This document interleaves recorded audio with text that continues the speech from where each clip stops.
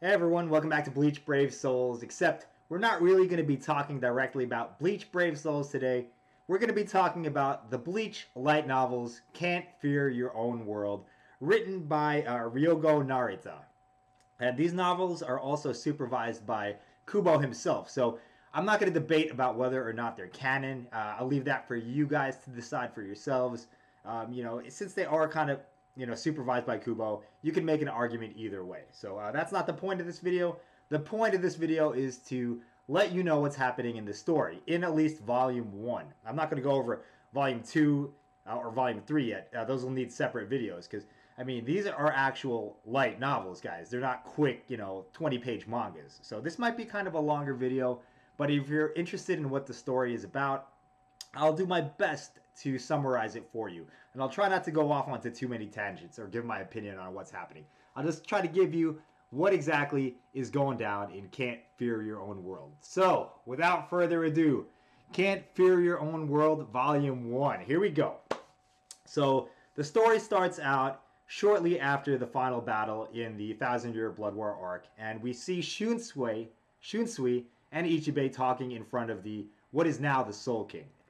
And they're just, talking about what would have happened if Ichigo wasn't able to defeat Uwatch, and what would have happened if the Soul King was actually destroyed. And Ichibei mentions that the plan was, if the Soul King was destroyed, to install Ichigo as the new Soul King. And there's a couple of reasons why this is bad, because in order to become the Soul King, apparently you have to be, confined or imprisoned, and you won't have free will, you won't have consciousness, you'll just be basically a thing that is there to keep the balance between the three worlds, Wakamundo, Soul Society, and the human world. So you can see why that would be a negative for Ichigo. They talk about a bunch of stuff regarding that, and they're just glad that it worked out the way it did. So while they're talking, guys, Grimjo shows up onto the scene. He bursts through. He's like, "What's going on here?" He's starting to pick a fight like he always does. But before he can do that, Neliel shoots him in the back of the head with a small bala to kind of rein him in. And they have a few discussions with the Soul Reapers there. Nothing too worth mentioning. At this point, Halibel, they're carrying Halibel, who they managed to rescue from her imprisonment in Hueco Mundo. And Halibel's like, she's kind of leaning on Neliel, and she looks at the Soul King, because she's never seen it before. None of them have. And she's like, "Oh, is that the thing that is going to be the linchpin of the worlds?" And she basically says, "I can see why Aizen detested it so much. Apparently, it's an abomination. Whatever it is, the Soul King, it's an atrocity to, just a common person looking upon it. It's like, this is horrible. It's just a thing without any consciousness or being or any kind of free will." So she sees that, and she's like, now she sees why Aizen wasn't all about it, why Aizen wanted to destroy it and put something else in.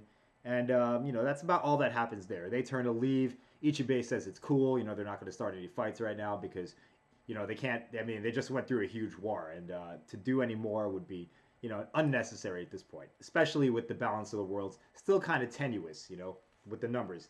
The numbers have to be balanced in the Hueco Mundo, Human World, and Soul Society. So they're allowed to leave without incident, and the discussion continues on, and Ichibei, they talk about the Soul King and the five noble families, and Shutsui makes a comment saying how there's something to do with an original sin, or the sin of the five noble families who essentially created Soul Society and the Spirit King situation. But they don't delve into detail about that. We're just left to wonder what it is, or for it to be explained in the future. And at the end of the chapter, Ichibei says that he's going to go wake up the Zero Squad. So apparently the Zero Squad is not dead. This is confirmed in the novel.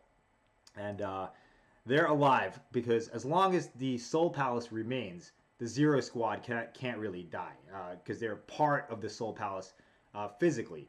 So, I mean, so long as some of the Soul Society remains, Ichibei can revive them by just calling their names. And that's how that chapter ends, guys. Next chapter. Now, that's just it in a short, really brief summary. If you want to read the whole thing, guys, it's on the internet. Just search for Miss Stormcaller's translations. But moving on. The next scene, we shift over to Namaya's palace, and Namaya is the sword master. He created all the Zanpakutos, and what they're doing here, he's just been recently revived, and we see Namaya. He's looking upon his palace, and apparently there's been a break-in, and someone has stolen an artifact, a sword, from Namaya's palace. Um, Now, his assistants are there as well, and they're surveying the scenario, what's going on. And there's guards there that have been killed or wounded. And they look at the wounds on the guards, and they're all different kinds of wounds. They don't go into detail about what kinds of wounds they are, but I'm assuming like some of them are like fire wounds, some of them are like reiatsu wounds, some of them are slashes, some of them might be ice wounds. I don't know, guys. They don't say specifically, but they mention that the wounds are all very different. This is a problem because Namaya says that there's only one person who infiltrated this area to steal this sword, and the sword itself that got stolen, cannot be wielded by someone who's weak or by a small fry, is the way he puts it. So that leads Namaya to assume that it's someone from the four great noble clans, because making the assumption that they're the only ones that would have the ability to wield this particular sword. So that's where they leave that. So apparently a powerful artifact has been stolen from Namaya's palace. And apparently the Zero Squad is all alive. They've all been revived. So the other confirmations we have, like I mentioned, Grimjo's alive, Halibel's alive, and Neliel's alive. Alright, so moving right along, guys. The next scene is to Aizen being put back into Muken. Apparently he's been restrained again. The restraints have been created by Kisuke, and they're even more powerful than before, and Shunsui's about to lead him down into the Muken. And at this point, he says something about Kaname, and Shuhei apparently was nearby, or he just had come up, and this triggers Shuhei because, Kaname was his mentor, Kaname was his captain. And they have a little bit of back and forth about why Aizen killed Kaname. Aizen says that he wasn't killing him because he was a defeated soldier, like in order to punish him. Aizen said that he killed Kaname as a mercy because if Kaname had lived, what would he have been like after that? He would have fallen into despair. His heart would have rotted. Is the specific words he used, and he couldn't stand to see Kaname continue his existence like that. So he granted him death as a final mercy to his most loyal subordinate, which is the exact words he used. And before he's led away, he says that Soul Society is being shaped by dangerous illusions. And for whatever that means, we'll find out, I guess. But that's the way that chapter ends. It's also briefly mentioned that Kensei is being treated for his zombification, so it's likely that he's going to be back in the story, as you'll see. All right, and I have to look at my notes for this, guys, because this is a long novel. It's a novel. It's not just a quick manga, like I mentioned earlier. All right, so moving right along, we now move to a flashback of Kaname from hundreds of years ago. We see Kaname standing at the doors to Central 46, and this is where he's begging for an audience with the Central 46 people because of what happened to his friend. And we find out that his friend, named Kakyo, I think that was put into the manga. I'm not sure if that's the first time her name has been mentioned. But Kakyo has just been killed by her comrade. And Kaname's demanding justice for this. He's like, why has the killer not been apprehended? Why is he not being punished? And, they're not letting him in. There's guards there blocking his way. And he's just irate.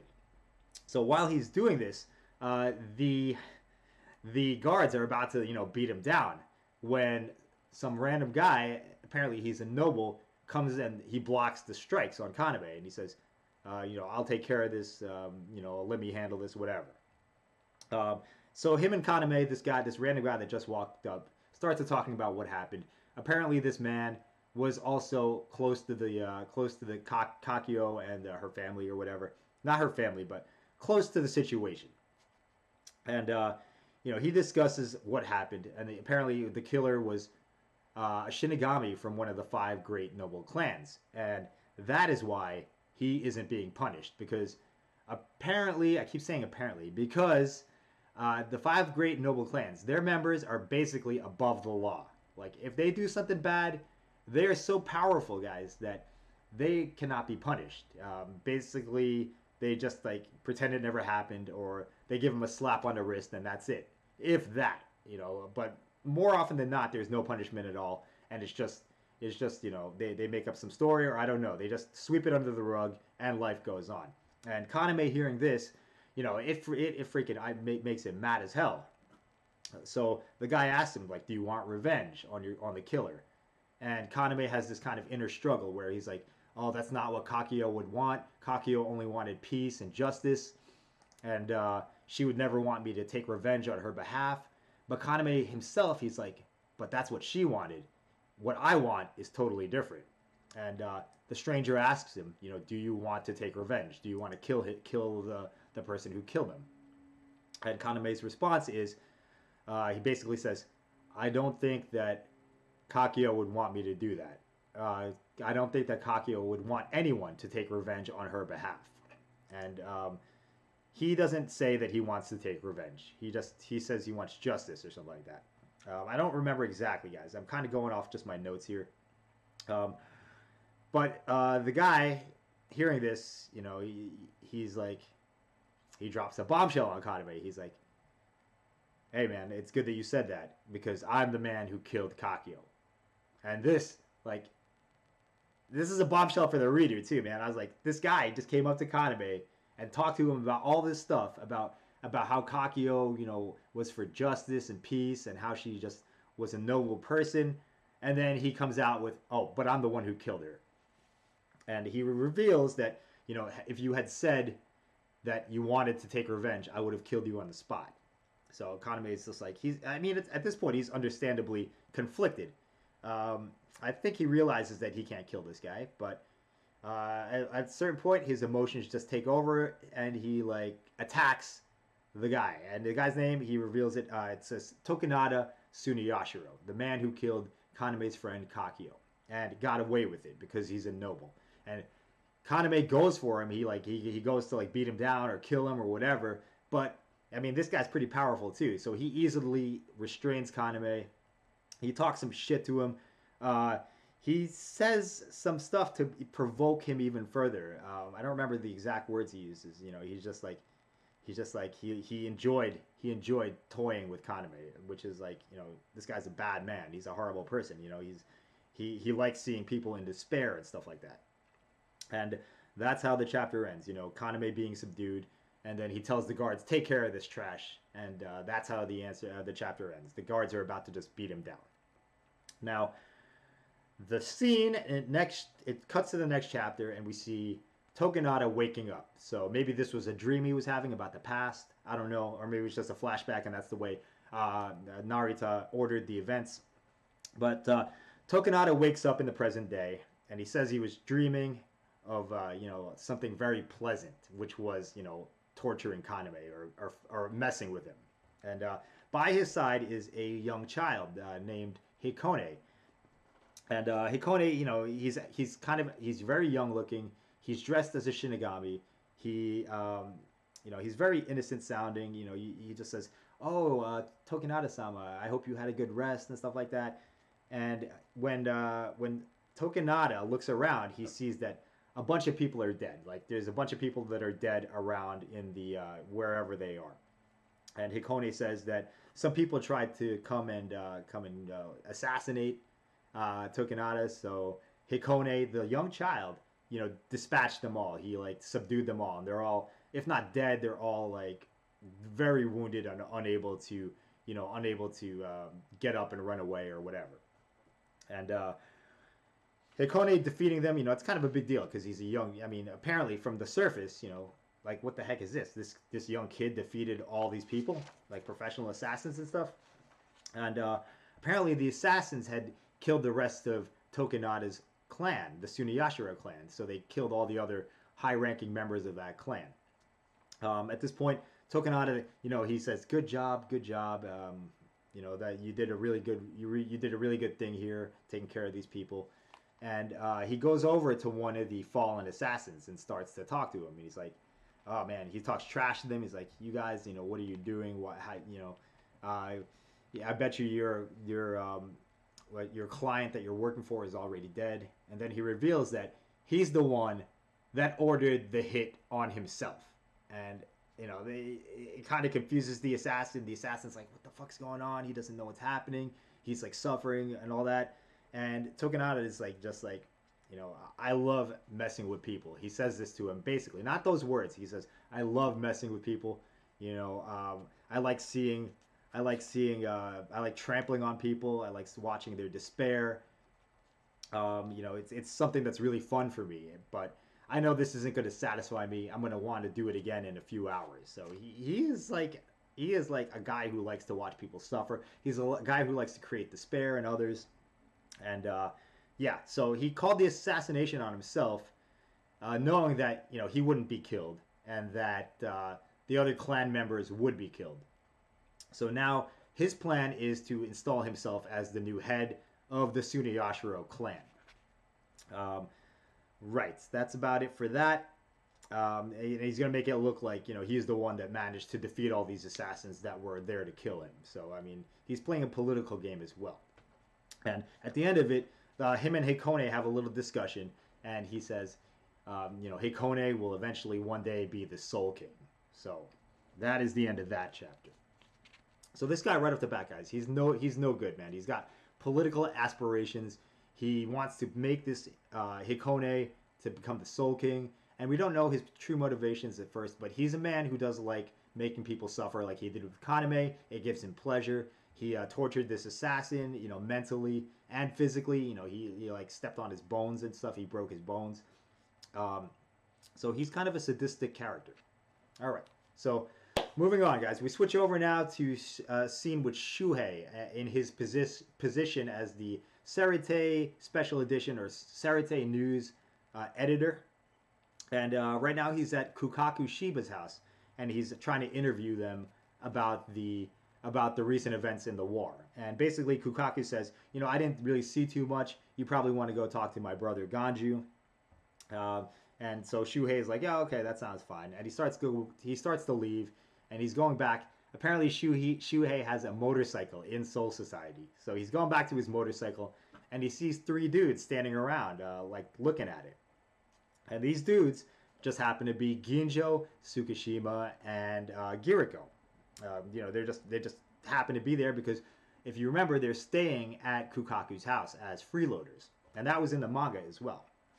So Shuhei thinks immediately that they're enemies, that he knows who they are, that they're Fullbringers, and he knows what the Fullbringers did in the real world. They caused all this trouble. They tried to kill Ichigo. They've killed Shinigami in the past, so he's on guard, ready to fight.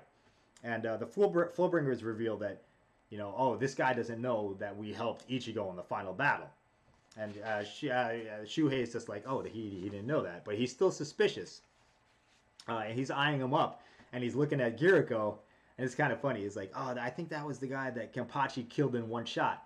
And he thinks to himself, but I still better not think he's weak. Because, just because Kenpachi killed him in one shot doesn't mean that the guy's weak. It's just like, you can be really strong and still lose to Kenpachi in one shot. So that was kind of funny when he said that. I mean, it was respect to Kenpachi.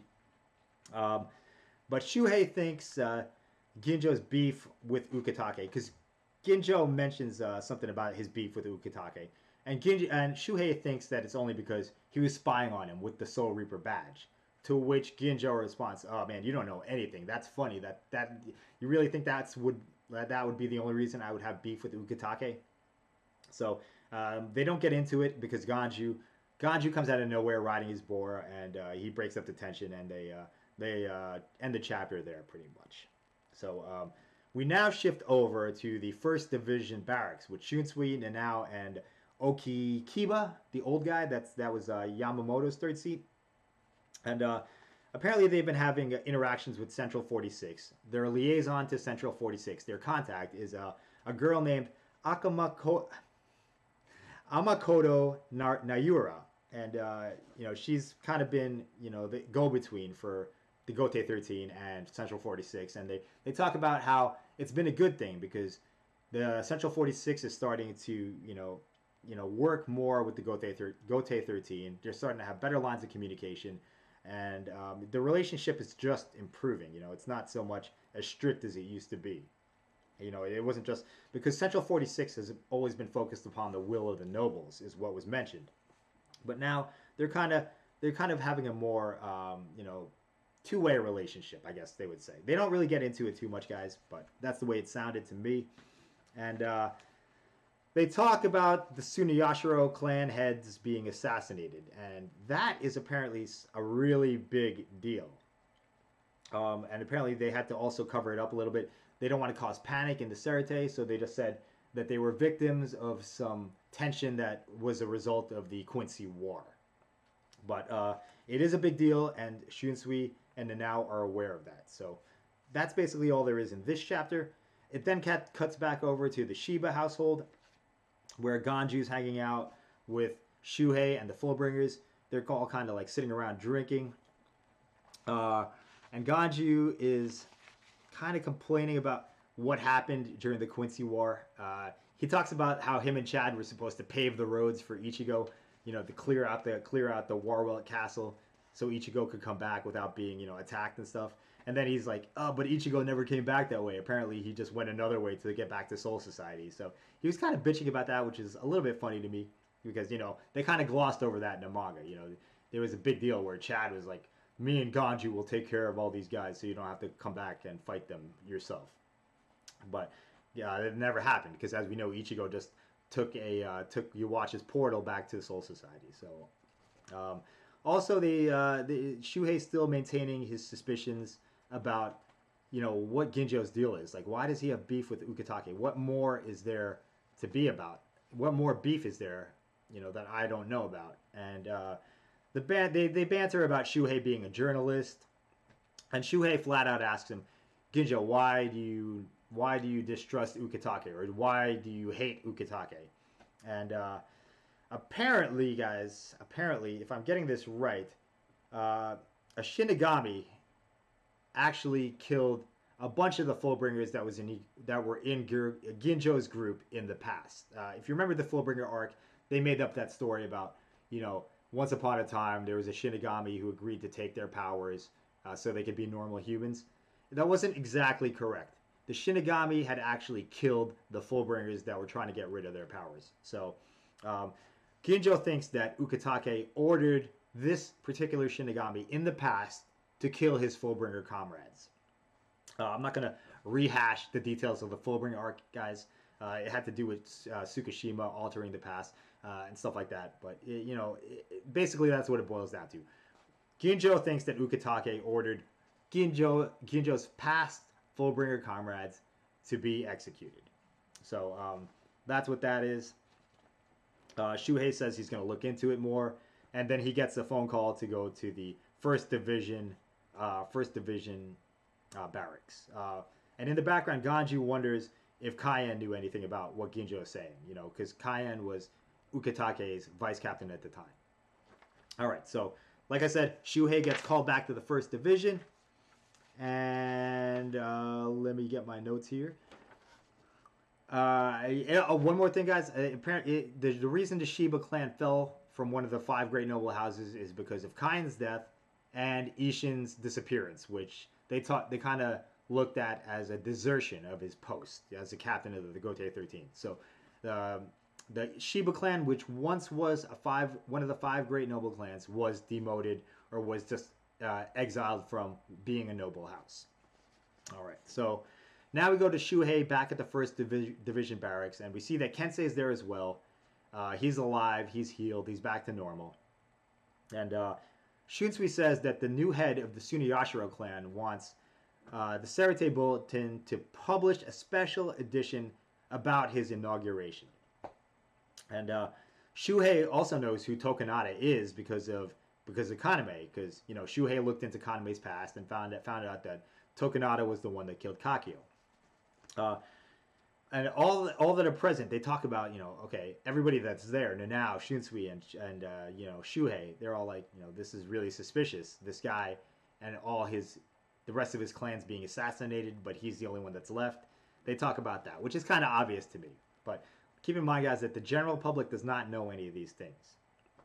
And the fact that Tokunada is a member of a noble house means that they can't really do anything to him.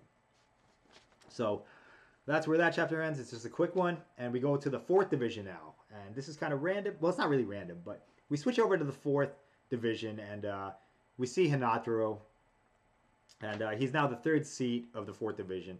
And they talk a little bit about, because Shuhei runs by them, and they talk a little bit about Shuhei's past and what he used to be like and stuff like that. Just some minor character development right there. And the chapter ends. Hinataro's got a guest waiting to see them. Where am I at, guys? So the guest that's trying to meet Hinataro is his older brother, Sanosuke Yamada. And this guy's much different than Hinataro. He's not like kind of like a bumbling, unconfident character.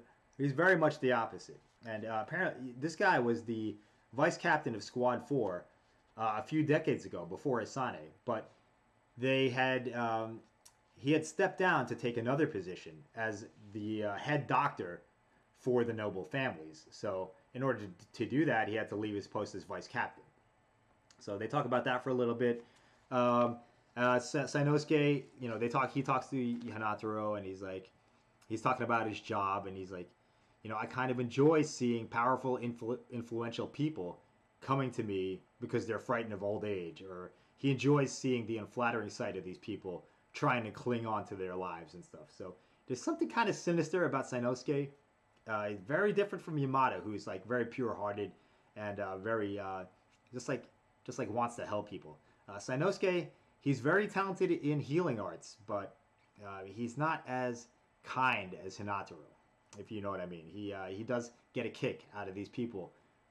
The power he wields over these people, the power he wields over the nobles who themselves are very powerful.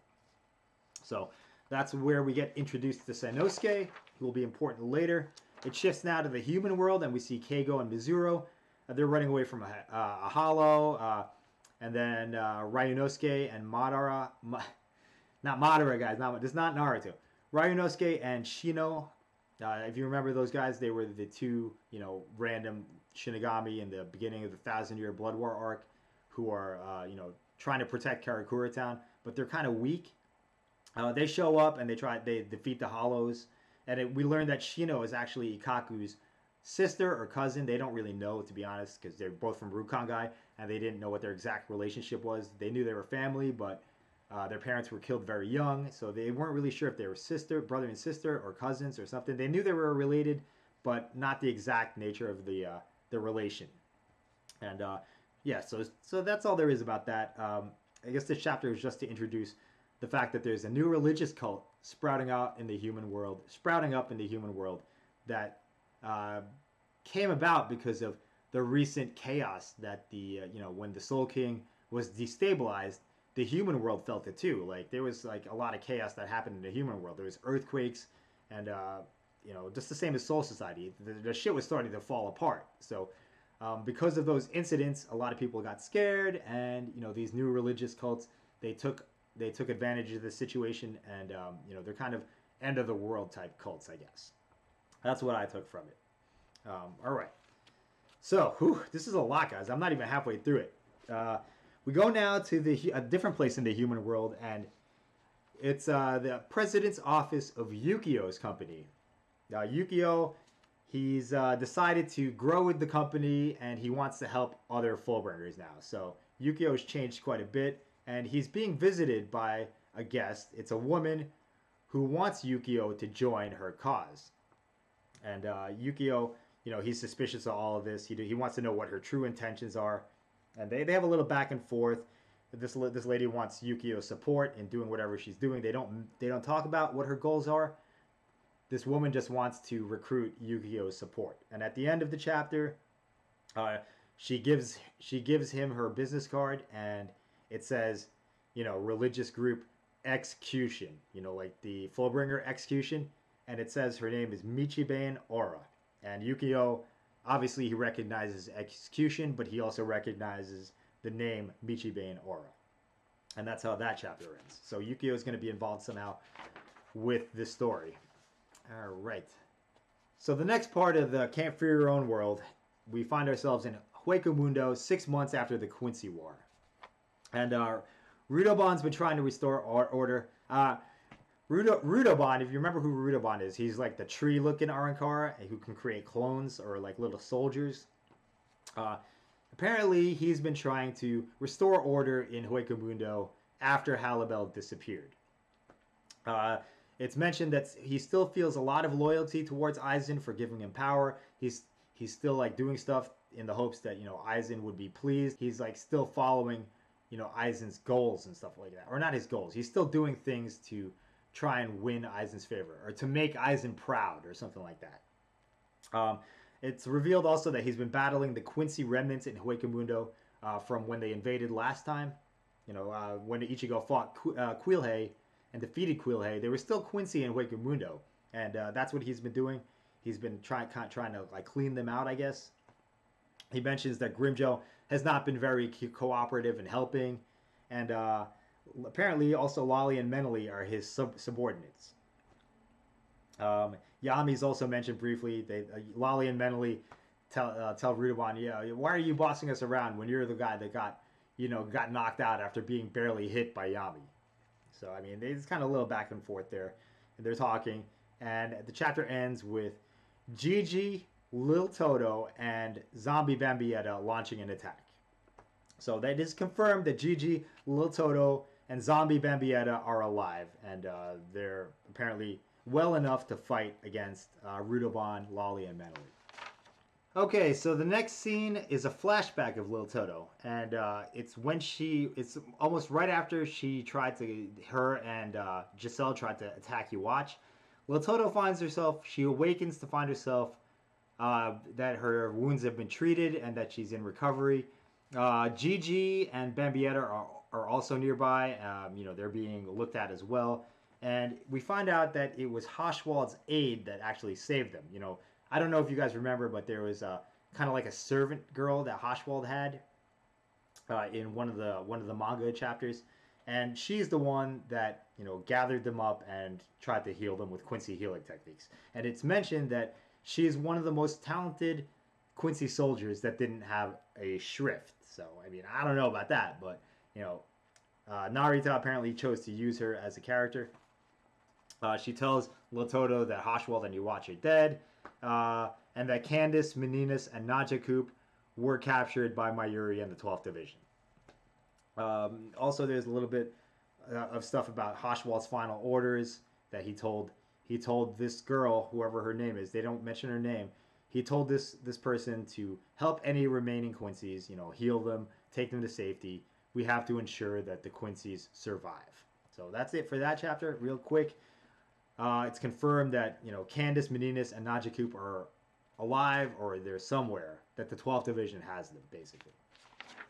Alright, so the next scene, we switch back to the present day, where the Quincy's are attacking Rudoban, Lolly, and Menely.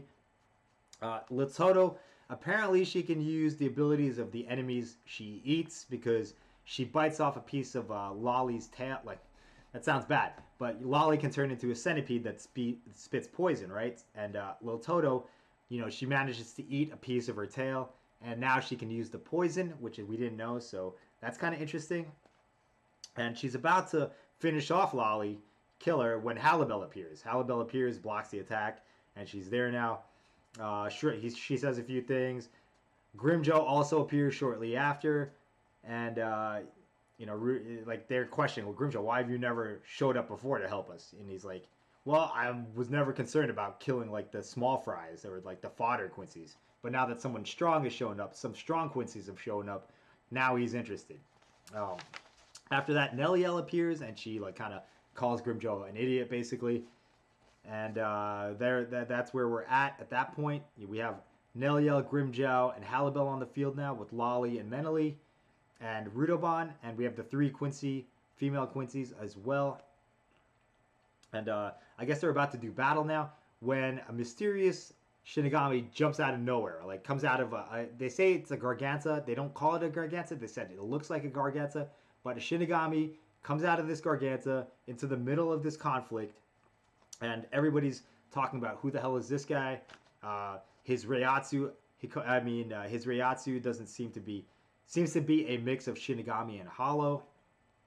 Grimmjow says it's similar to Shinji. He doesn't mention Shinji by name, but he mentions like the masked guy he fought in Karakura Town. And Halabel says it's similar to Ion. So there's something wrong with this guy's Reiatsu. It's not normal Hollow. It's not normal Shinigami. It's nothing like that. It's something they've never seen before. Both the Arrancar and the Quincy's on the scene, they sense that something's off. And when the dust clears after his entrance, it's revealed that, this is Hikone, the young, child-looking Shinigami. He looks like a child, like I said. And he's there in the middle of all this. And what he says, Tokinada has been kind enough to allow me to be king of Hoiko Mundo. So that's a pretty bold statement. This kid coming out of nowhere into the middle of like 6 Arrancars, 6 strong Arrancars, and 3 pretty powerful Quincy's. He just comes in the middle of this situation in between their fight and says, I'm going to be the king of Hoiko Mundo. It's kind of ballsy. All right, so seeing this, Rudabon launches the attack on the Shinigami. He's like, whatever. This guy's one little kid. Are you serious? So he sends thousands, they say thousands of his skull soldiers against him. And Hikone, he doesn't even try to dodge or nothing. He just tanks like the massive blob of enemies that attacks him. He just tanks it. He just doesn't even move, doesn't dodge, doesn't fight back. Just boom. And somebody mentions that somebody sees it. I forget who it was, but they say that he's using Hiero to tank these hits. So this Shinigami-looking kid can use Hiero, like the Arrancar stone skin or their armor. Which right there, that's another crazy thing about this kid. They sense his Reiatsu's off, and now he can use Hiero. Hikone repels the attack. He sends all the soldiers flying, and then he unsheathes his Zanpakuto, and everybody says, they feel like a drop in the temperature when he does that. And he also says that Tokinada said, beat any, what does he say? Beat them all into a bloody pulp until their hearts yield. So he's ready to fight. So Tokinada had full confidence that Hikone would be able to come out victorious even in this fight. And the chapter ends with him releasing his Zanpakuto, which is Orbit the Stars, Ikome Kidomo. Ikome Kidomo is the name of the Zanpakuto. And if you remember back to the beginning, it's likely that this is the one that was stolen from Nemaya's palace. All right, so that's where that scene ends, guys. And let me just start a new chapter here, a new quest here. So far, it's a lot of build up. The battle seems pretty cool, but it's just a lot of setup so far. I know this video is probably long as hell right now, but I mean, like I said, it's a novel. It's not a short, little quick manga issue. Okay, the next scene we see the Squad 9 barracks. Kensei and Shuhei are in there talking. They talk about Tosen a little bit. They talk about the nobles. Nothing really too important there. Just kind of a little bit of world building. Kensei mentions that, Byakuya in the past, he used to be a lot cooler than he is now. So that's kind of interesting. I enjoyed that. And the next scene, we're back at Squad 1 headquarters, and Shuhei agrees to do the special issue of the Serite Bulletin on Tokinada being proclaimed the leader of the Suniyashiro clan. He also asked Shunsui about Ukitake and Ginjo, and Shunsui kind of just blows it off. He says, I'll tell you in the future. I need more time. I can't tell you right now. So basically that's all there is to that chapter. Shuhei then goes on to the Squad 11 barracks. He's also trying to do, he's also trying to find out more information about the Quincy War from the people that were there. He interviews Ikaku and Yumichika. Nemu's mentioned that she's getting a new body. I think we all know about that. Shuhei wonders about the left and the right arms of the Soul King, how that works. Basically, mimicking what the readers are wondering, what we're wondering. Nothing is explained about those right and left arms of the Soul King. Ikaku and Yumichika tell him to ask Mayuri, but Mayuri doesn't take interviews, and Kira's also mentioned. He wanted to ask about Kira, but Mayuri's not answering questions about that either. So they also tell him to visit Hanataro, because Hanataro was there also. So that's what he does. He goes over to interview Hanataro, but Hanataro says that he was caught up in Mayuri's poison, and he didn't see much because he was paralyzed on the ground for the whole fight. Shuhei also says, while he's talking to Hanataro, he says he has to go to the Noble District, the Kizoku guy, to get information on Suniyashiro as well. And Hanataro knows that his brother Sanosuke works in the noble district, so he's like, Shuhei, why don't you go meet up with my brother? Maybe he can show you around. Maybe he can help you get in there, get your interviews that you need. And Shuhei's like, oh, that sounds great. Let's do it. Basically, that's all there is for that. So Shuhei is off to visit Hanataro's brother Sanosuke, and that's where that chapter ends. Now we flash over to the Squad 1 barracks, and this is a really interesting chapter in the novel, guys. It's a meeting between Tokinada and Shunsui, and we learn that they know each other from a very long time ago, like even when Shunsui was in the academy.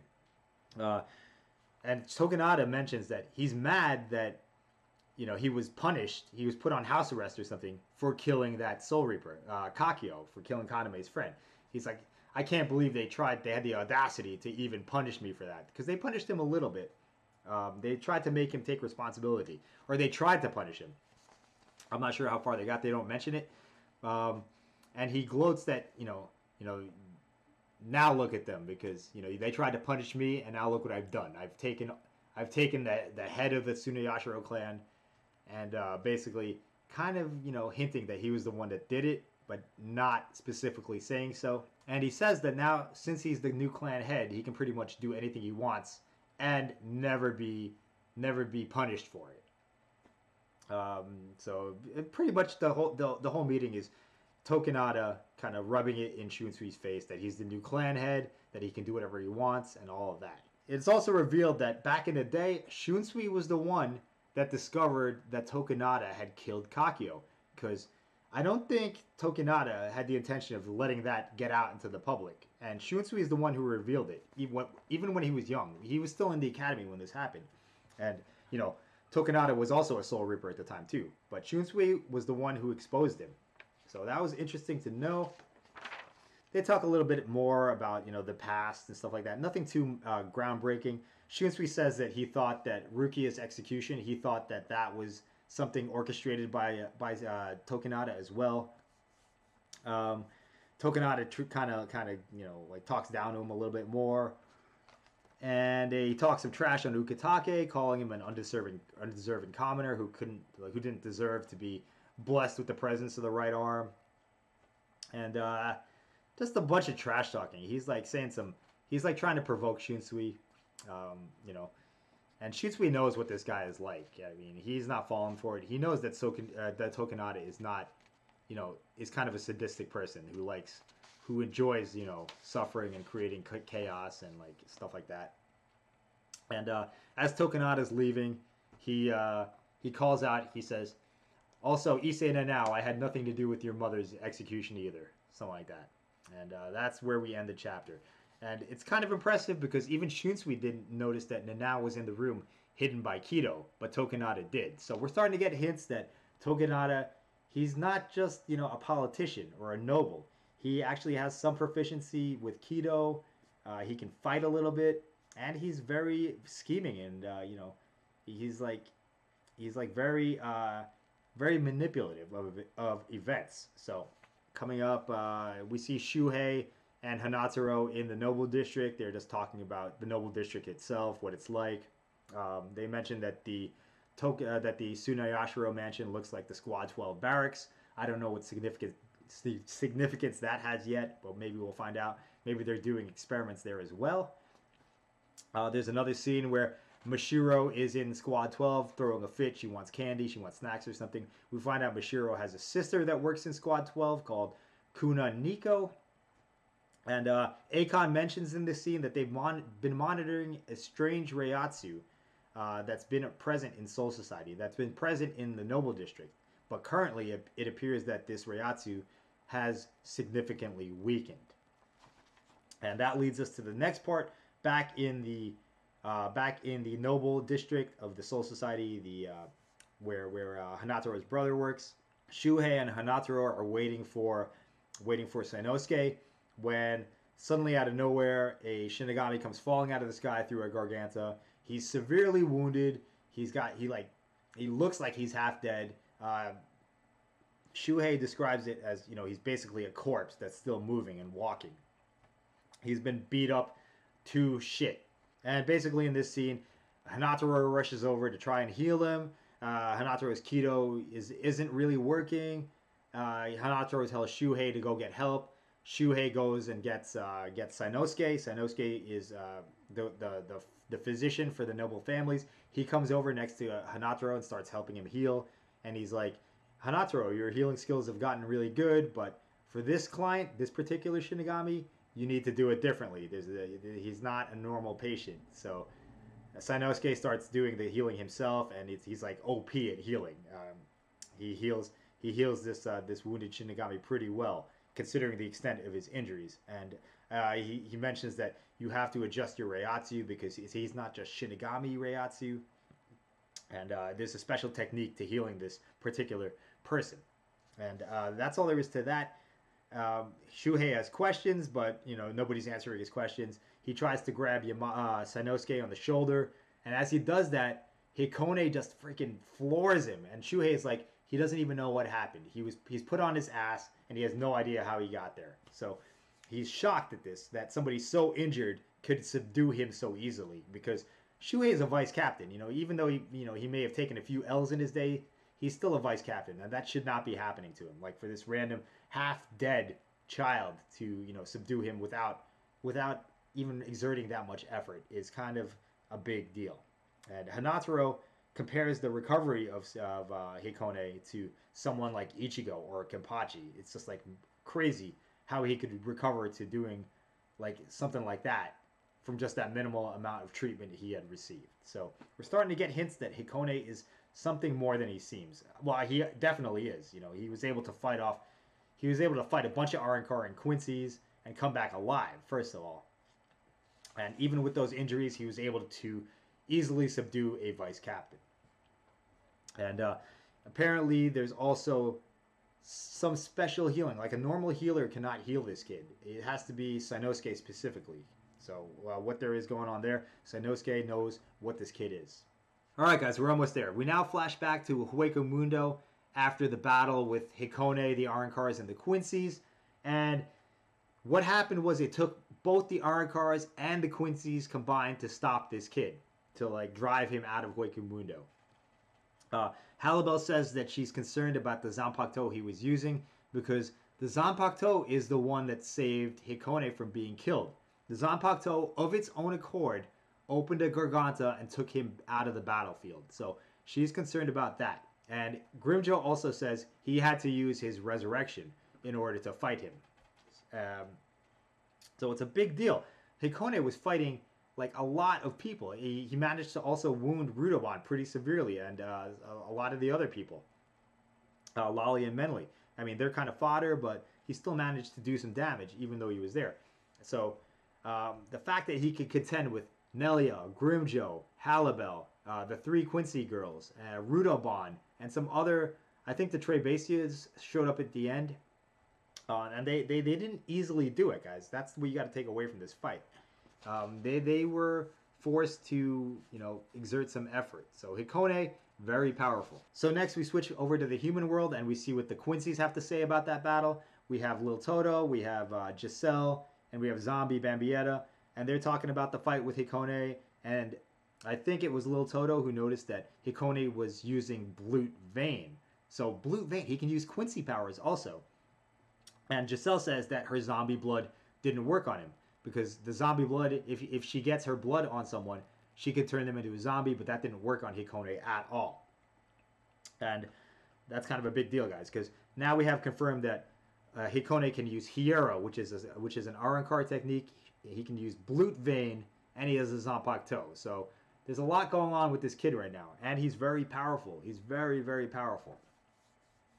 So that's all there is there. And the girls also mentioned that they want to rescue Candice and Meninas. That's the end of that chapter. And the next chapter is in the Rukongai, and Ginjo runs into some recently deceased people that just came over from the human world, and they're talking about, oh, this is what we knew would happen. We knew we would go to this other world, this afterlife. So apparently in the human world, the religious group Execution is telling humans about Soul Society. And the humans that die and go to Soul Society are like, They now know of the existence of the three worlds.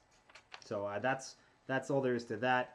This religious cult, it seems like they're up to no good. I don't know what their motives are. It's not mentioned, but they're telling people about Soul Society. They're telling people about Hueco and Ginjo wants to find out more about it. Okay, so now the book goes back to the Squad 12 barracks, and we see Mayuri. And for some reason, Mayuri wants to capture the Fullbringers. They talk about that for a little bit with Akon. And Mayuri reveals that he has some new zombies. We don't know who they are yet, but there's some new zombies involved. Okay, so now we go back over to the Tsuneyashiro residence, and Tokunada's there. Assassins are coming for him again. We don't know who sent them. Maybe he sent them. Maybe he sent them for himself again. But Tokunada's there. Apparently he's not too concerned about these assassins. He's kind of brushing them aside. He's using Hakuda, and we find out he can use Hakuda pretty well. He's a really good fighter. These assassins are basically zero threat to him, and we find out also that he's using a Zanpakuto that's inherited. It's not his own Zanpakuto because that was taken away when he killed Kakyo, Kaname's friend. What he's using is an inherited clan Zanpakuto, similar to Nanao's, mirror god-slaying Zanpakuto that she used against Lule Baro. The Tsuneyashiro clan has one as well, and the release command is very similar to Shunsui's, and the release command is Revere Kuten Kyokoku, 9 Heavens Mirror Valley. And that's all we learned about that Zanpakuto. The chapter ends there. So it seems that Tokunada has some skill, combat ability. He can fight. He has a Zanpakuto that's passed down from generations, and he's not to be taken lightly. Okay, and we're coming to the end now. We go back to Shuhei, and he's thinking about what happened with Hikone. He's saying that he didn't sense any animosity or ill will from Hikone. He speculates that Hikone just doesn't understand the concepts of good and evil yet. He's very much an innocent child. He's being molded by what's around him. He doesn't have any experience with other people yet. So he's not evil. He's not ill-willed. He's just a blank slate, pretty much. He doesn't have any sinister motives or anything like that. He's just doing what this guy Tokunada has kind of suggested he do, or he looks to Tokunada for guidance, and this is what Tokunada is telling him to do. This is the way Tokunada is shaping him, in a sense. So Hikone, not really a villain, just kind of a pawn, really, and it'll be interesting to see how he develops.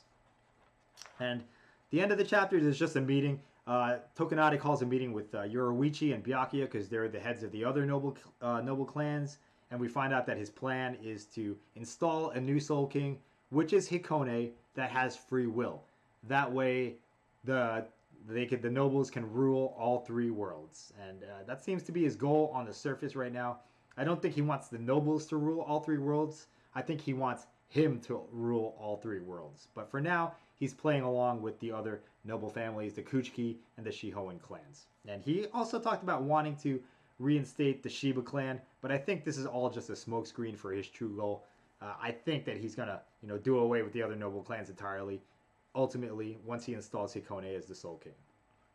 And the volume ends with a flashback to Kaname again, and right after Tokunada leaves him to be beat up by the guards, Aizen comes in and helps him, and that's where Aizen and Kaname's relationship started. So that's the end of Volume 1, guys. It was a lot to go over. I hope I did it justice. I'm sure I didn't, but if you want to read it yourself, it is on the internet. Just look for Miss Stormcaller's Can't Fear Your Own World translations. So shouts out to her for doing a good job on that. I think it's the only fan translation out there.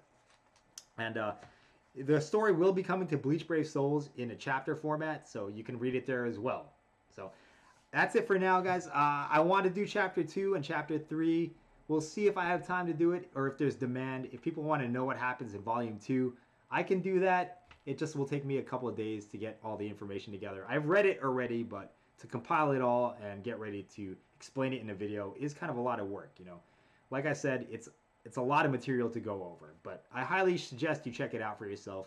If not, on the internet, wait for the story mode in Bleach Brave Souls. It should be pretty exciting, but a lot of big reveals, guys. We have, Grimjo's back. He's alive. We have Neliel's alive. Halibel's alive. The Quincy girls, Lil Toto,